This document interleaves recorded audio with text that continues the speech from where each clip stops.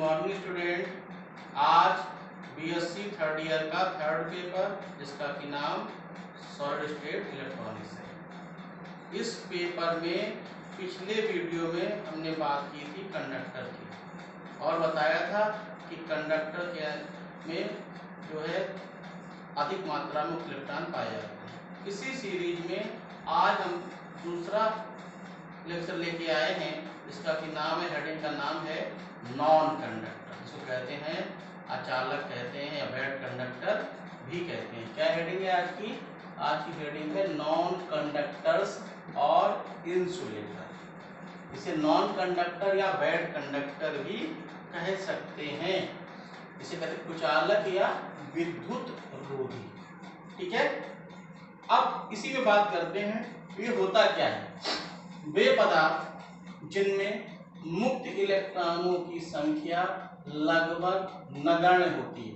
अब देखिए, हमने पिछले टर्म बात की थी कंडक्टर में और बताया था इसमें क्या होती है, धातुएं और मिश्र धातुएं होती हैं और इसमें मुक्त इलेक्ट्रॉनों की संख्या थोड़ा सा विद्युत विभवांतर उत्पन्न करते हैं। अधिक मात्रा में क्या होते हैं, हमारे मुक्त इलेक्ट्रॉन जो है वो गतिशील हो जाते हैं। इसमें क्या है, इसमें मुक्त इलेक्ट्रॉनों की संख्या लगभग नगण्य, यानी इसमें मुक्त इलेक्ट्रॉन है ही नहीं। अब जब मुक्त इलेक्ट्रॉन है नहीं तो क्या करेगा, ये कहीं पर भी मोशन नहीं कर सकता। पिछले वीडियो में यही बताया था, इलेक्ट्रॉनिक्स का मतलब क्या होता है, इलेक्ट्रॉन प्लस मैकेनिक्स, यानी कि बाह्य क्षेत्र की उपस्थिति में इलेक्ट्रॉन का व्यवहार। इलेक्ट्रॉन किस, अब देखिए जब इसमें क्या है, इसमें क्या है, मुक्त इलेक्ट्रॉन है ही नहीं तो क्या करेगा, ये क्या करेगा, बाहर गतिशील ही नहीं होगा। तथा जिनमें विद्युत क्षेत्र लगाने पर विद्युत प्रवाह नहीं हो सकता है। अब देखिए, जो इस पर इलेक्ट्रिक फील्ड अप्लाई करेंगे, यानी क्या करेंगे, विद्युत क्षेत्र लगाएंगे, लगाने पर क्या हो जाएगा, विद्युत प्रवाह नहीं होता, क्योंकि क्या है, इसके पास मुक्त इलेक्ट्रॉन कैसे हैं, बहुत कम, लगभग नगण्य के बराबर। इस कारण क्या हो जाएगा, यहाँ पर विद्युत का प्रवाह भी नहीं होगा। कुचालक या विद्युत रोधी पदार्थ कहलाते हैं ऐसे पदार्थों को जिनके पास मुक्त इलेक्ट्रॉन नहीं होते हैं, विद्युत क्षेत्र लगाने पर विद्युत प्रवाह नहीं होता है, वो क्या कहलाते हैं, नॉन कंडक्टर। ठीक है, क्या कहलाते हैं, नॉन कंडक्टर कहलाते हैं, यानी विद्युत क्षेत्र लगाने पर भी कोई प्रभाव नहीं पड़ता है। ठीक है, अब इसके उदाहरण क्या है, जिन पे विद्युत का प्रवाह करने पर क्या हो जाएगा, विद्युत क्षेत्र लगाने पर क्या हो जाएगा, प्रवाह ना संभव हो। इसे लकड़ी, ये क्या है, नॉन कंडक्टर होती है। ये क्या है, इसका एक उदाहरण है कांच, ये क्या है, इसका एक उदाहरण है अभ्रक, इसे कहते हैं माइका। ये भी क्या है, इसका एवोनाइट। एवोनाइट क्या होता है, ये जो है ये भी क्या है, एक नॉन कंडक्टर है। और प्लास्टिक, इनमें क्या हो जाए, विद्युत क्षेत्र लगाने पर भी क्या हो जाए, विद्युत को प्रवाहित नहीं कर सकते, यानी विद्युत प्रवाह संभव ना हो, ऐसी और वस्तुएं जो हैं वो कहलाती हैं नॉन कंडक्टर। ठीक है, अब देखिए इसी के अंतर्गत करते हैं, इन पदार्थों की प्रतिरोधकता बहुत अधिक। अब देखिए यहाँ पर क्या है, यहाँ पर जो हमारे क्या नाम पदार्थ हैं, इनकी प्रतिरोधकता बहुत अधिक है। क्या है, 10 की पावर 8 ओम मीटर से अधिक, यानी क्या है, इसकी रेजिस्टिविटी क्या है, बहुत अधिक है। जबकि हमने कंडक्टर में बताया था इसकी रेजिस्टिविटी कम होती है और 10⁻⁻6 से 10⁻⁸ के क्रम में होती है। यहाँ पर क्या है, इसकी प्रतिरोधकता बहुत अधिक है, 10 की पावर 8 ओम मीटर से भी अधिक। जैसे कांच है, कांच की प्रतिरोधकता कितनी है, 10 की पावर 11 ओम मीटर। जो हमारा ग्लास है इसकी रेजिस्टिविटी क्या है, 10 की पावर 11 ओम मीटर। ऐसे रबर, जो हमने रबर क्या हो जाएगा, इसकी भी जो है 10 की पावर 16 ओम मीटर, यानी बहुत अधिक मात्रा में प्रतिरोधकता होती है।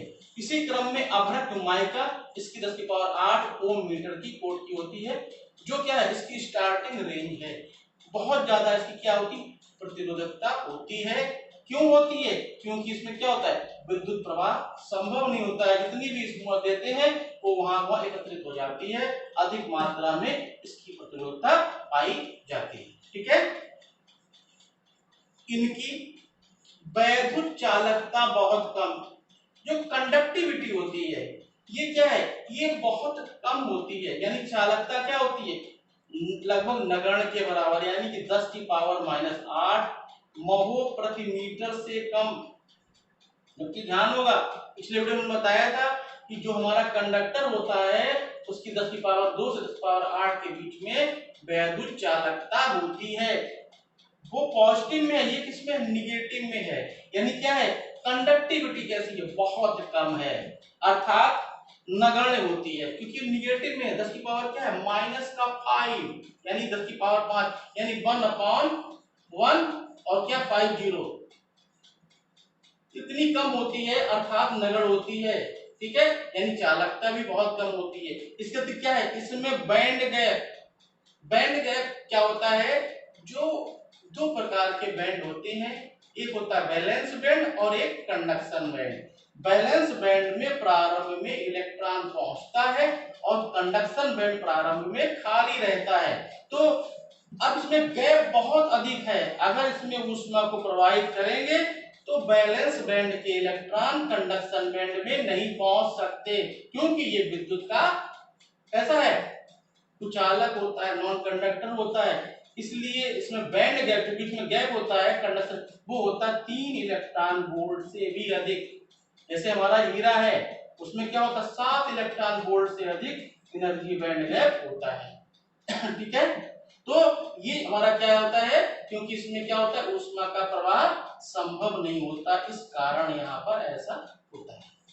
इसके अलावा अगर हम बात करें यहाँ पर कि वास्तविकता में कोई भी चीज पूर्ण कंडक्टर है या पूर्ण नॉन कंडक्टर है, देखिए कोई पदार्थ ना तो विद्युत का पूर्ण चालक होता है, यानी कोई भी पदार्थ है, कोई भी वो पदार्थ क्या हो जाए, पूर्ण कंडक्टर नहीं हो सकता है, क्योंकि कोई चीज फिजिक्स में कोई चीज क्या होती है, परफेक्ट होती ही नहीं है। हम क्या करते हैं, मान लेते हैं कि ये कंप्लीट है या परफेक्ट है, वास्तविकता में कोई चीज पूर्ण नहीं होती, और ना ही पूर्ण कुचालक। अगर कोई कंडक्टर नहीं है तो कोई पूर्ण क्या नॉन कंडक्टर भी नहीं होता है। कुछ परिस्थितियों में हमारा नॉन कंडक्टर भी कंडक्टर में परिवर्तित हो सकता है। ठीक है, क्योंकि पूर्ण चालक होने पर इसकी प्रतिरोधकता शून्य हो। अगर कोई भी पदार्थ है, अगर वो पूर्ण चालक है, उस समय प्रतिरोधकता कैसी शून्य होनी चाहिए, प्रतिरोधकता शून्य कंडक्टर की होनी चाहिए, लेकिन ऐसा नहीं होता है। हमने हर जगह बहुत अधिक होती है तो वहां पर क्या है, कम होती है। तथा पूर्ण कुचालक होने के लिए प्रतिरोधकता का अनंत होना चाहिए। अब देखिए यहाँ पर इसकी वजह कितनी है, 10 की पावर 11, ये है क्या है, इसका मान कैसा होना चाहिए, इनफाइनाइट होना चाहिए, इसको हम काउंट ना कर सकें। अब देखिए ना तो शून्य होना संभव है, ना तो इनफाइनाइट होना संभव है, तो दोनों चीजें क्या है, हम मान लेते हैं कि लगभग समतुल्य होती है, एक ही प्रकार की होती है, कोई चीज पूर्ण नहीं हो सकती। हम इसको क्या है, इस तरीके से ही डिफाइन कर सकते हैं। ठीक है, तो हमने आज की वीडियो में क्या बताया, आज हमने हेडिंग थी हमारी नॉन कंडक्टर या इंसुलेटर।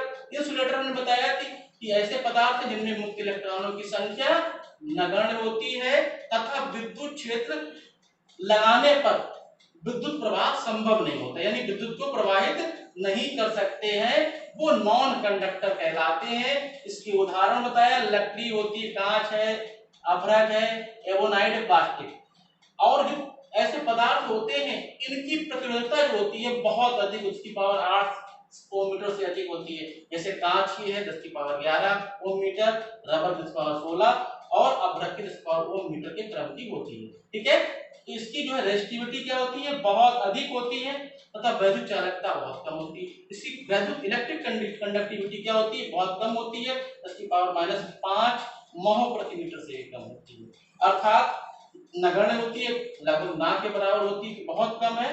तथा बैंड गैप जो होता है वो 3 इलेक्ट्रॉन वोल्ट से, अगर बैंड गैप की बात करें तो बैंड गैप जो है वो अधिक होता है, कोई भी इलेक्ट्रॉन बैलेंस बैंड से कंडक्शन बैंड में नहीं पहुंच सकता।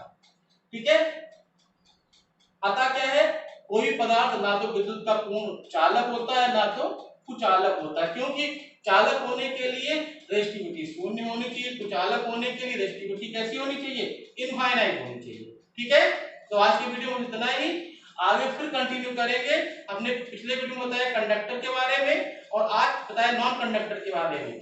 अगले वीडियो में बताएंगे किसके बारे में, सेमी कंडक्टर के बारे में। आज के लिए बस इतना ही, धन्यवाद।